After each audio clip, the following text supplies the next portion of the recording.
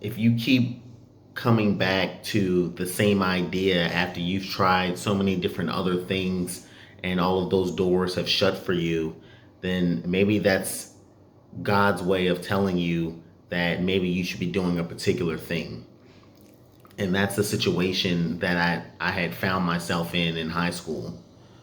Um, at the time, and I was, obviously young, that I always wanted to look for jobs that paid the most. I'm sure a lot of people other than myself feel that way at some point in time in their lives, especially if their back is against the wall. But for me, it became over time, and I didn't realize this until maybe 10, 10 plus years later, that one, not all money is the same, and two, that if you only do things for money, that you may wind up doing something that doesn't have the amount of impact that you thought it would have had you not done it for money to begin with. And it's funny that I say that because obviously, if you're successful in business, you can make a lot of money doing that. Obviously, and the best example is if you look at any rich list. A lot of those people, even if they're athletes, they still have business ventures or they still have investment ventures. The wealthiest people in the world are all businessmen. But getting back to my point in high school is that I had spent my high school years worrying about, maybe I should be a mechanical engineer or a stockbroker or this or computer programmer or so on and so forth. But if you keep circling back the way I did, and this happened to me not only from high school to college to dropping out of college, to getting jobs after college and then in the Navy until now, that you keep circling back to the same goal, that maybe you should probably pursue that goal. What I don't want to have happen with people is I don't want you all to hesitate on the things that you know that you want to do, because hesitation is an indication of you being doubtful, or that it's an indication of you having indecision or fear. And uh, several months ago on the last patrol that I did, I had read the original version of the Think and Grow Rich book, which is a bestseller and all that other stuff. But they said that there's three things, according to that book, that can destroy a person's mindset in terms of being successful: indecision, doubt, and fear. And I had so much, not so much fear, um, or doubt, but that indecision of keep trying to think of ways to make money as much as you can. But at the end of the day, and this is what I used to tell people that I've mentored over the years when I was in the Navy, while still being in the Navy, that if you focus on the impact, no matter what you do, whether it's inside the military or outside of it or whatever have you, you will almost never go wrong focusing on having the most positive impact with people or with something. Um, yeah, you can never go wrong with that. No one can take that type of impact that you have on people away from you because it's intimate almost.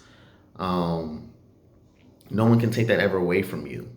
I recommend to everyone that's just starting out growing a business to not hesitate on it. Or if you're thinking about starting a business, don't hesitate on it. I've talked to a lot of people, and over the years, that you have so many people that have all these different great ideas, and all of these ideas could potentially be worth, millions of dollars. But the difference between someone who has made those millions of dollars and someone who has not made those millions of dollars is the pursuit of it. Because at the end of the day, the world does not reward you on you having an idea. The world rewards you on having an idea and do something about it. The world rewards people for aggregating the resources and the money and the time and effort and focus on starting a business, which is why so many entrepreneurs, when they become ultimately successful, they're ultimately extremely wealthy. But during that time of high school, I had circled back all the way around in terms of what I should be doing professionally, and eventually I had settled on being a stockbroker. Like, okay, cool, stockbroker it is. And then towards going into college, because a lot of that time during your junior and senior year, you're thinking about ultimately what degree major that you should be focused on. So I had switched from stockbroker because, again, going back to chasing a dollar as opposed to chasing impact, stockbroker had no longer interest me. But investment banking did at the time. For those who don't know, investment bankers make their money on primarily two things.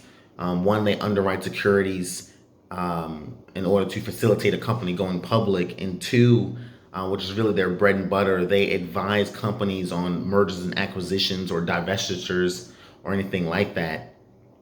And that became more interesting to me at the time. But when I went off to college, because I had attended Towson University, I wound up studying um, business with a specialization in finance. And then after a semester, because of so much doubt that I had, it went. It's funny because it went from indecision, not fear, but indecision in one phase to doubt in another. And I had doubted the fact that, well, maybe this business degree couldn't take me that much further than what I'd already known, because I know most of you all didn't know me when I was in high school, but I had self taught myself investing at the time. It had even predated high school. I had started in the early 2000s and I was in middle school at the time. Um, but I had wound up switching my major from business with a specialization in finance to law and American civilization, which is a liberal arts major. And a lot of people would think, well, if you're so into business and you're so into investing, why would you switch from a business major to a liberal arts major? And the reason for that was I wanted a more well rounded perspective on how I approach things. And one of the things that had scared me the most, which is that fear portion, going back to that fear, indecision, and doubt, one of the things that even to this day that I'm scared of is that I'm almost perpetually scared of being someone that when they look back on what they've done, that they're not proud of they're not proud of the track or the path that they took in order to get where they wanted to be at. Um, at the time, I had always thought that the destination was super important because that's where I wanted to go. That was what the vision I had was for me. Is you had a vision, you know what you want to do. This is the steps that you want to do to get there, and then let's get there. But really, the beauty in life, and I didn't learn this until I was in my mid 20s, was that the beauty in life is really the process. And a lot of the times, the process trips a lot of people up, particularly myself, because I can only speak from my own experiences. Is that when you think of steps in something or doing a process, you assume almost like you're walking up the stairs that you can see all of the steps. But life is not like that. In life, you cannot see every step that you take. You know that there's steps, and you know that there's a process to that something, but you don't realize that you don't, one, see all of the steps, and two, you don't see the nature of what every step entails, which causes people to um, lose out on the things that they ultimately want to do because you can't quantify the process. But for me, I wound up wanting to be an investment banker, which definitely couldn't happen with a liberal arts degree. Um, and then I had wound up dropping out of college.